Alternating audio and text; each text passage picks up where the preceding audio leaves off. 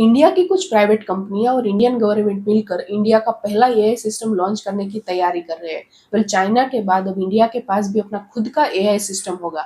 ये बात तो साफ है कि अब इंडिया को किसी फॉरेन कंपनी जैसे कि ओपन एआई और गूगल पे डिपेंडेंट नहीं रहना पड़ेगा। इंडिया के इस एआई मॉडल को डेटा, लैंग्वेज और लोकल नीड के हिसाब से ट्रेन किया जाए। एआई को बनाना सिर्फ कोड लिखने का काम नहीं है, बल्कि एआई को मेंटेन करने के लिए चाहिए लार्ज डेटा सेंटर है। यानी कि ये डेटा सेंटर किसी छोटे कमरे की तरह नहीं बल्कि लाखों स्क्वायर फीट में फैले होते हैं।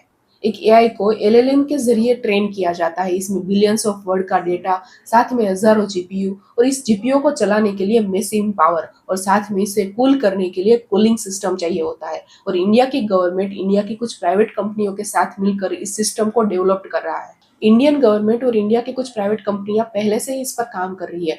रिलायंस ने नवी मुंबई और कोलकाता में एआई रेडी डेटा सेंटर को तैयार करने की जिम्मेदारी ली है। अदानी कोनेक्स 1 गीगावाट से भी ज्यादा पावर वाले डेटा सेंटर को तैयार कर रहा है ताकि इस डेटा सेंटर को चलाया जा सके। योटा और सिफी जैसी कंपनियां टायर 4 डेटा सेंटर चला रही है। वेल इंडियन गवर्नमेंट इन कंपनियों के साथ मिलकर इंडिया एआई डेटा इंफ्रास्ट्रक्चर पर काम कर रही है।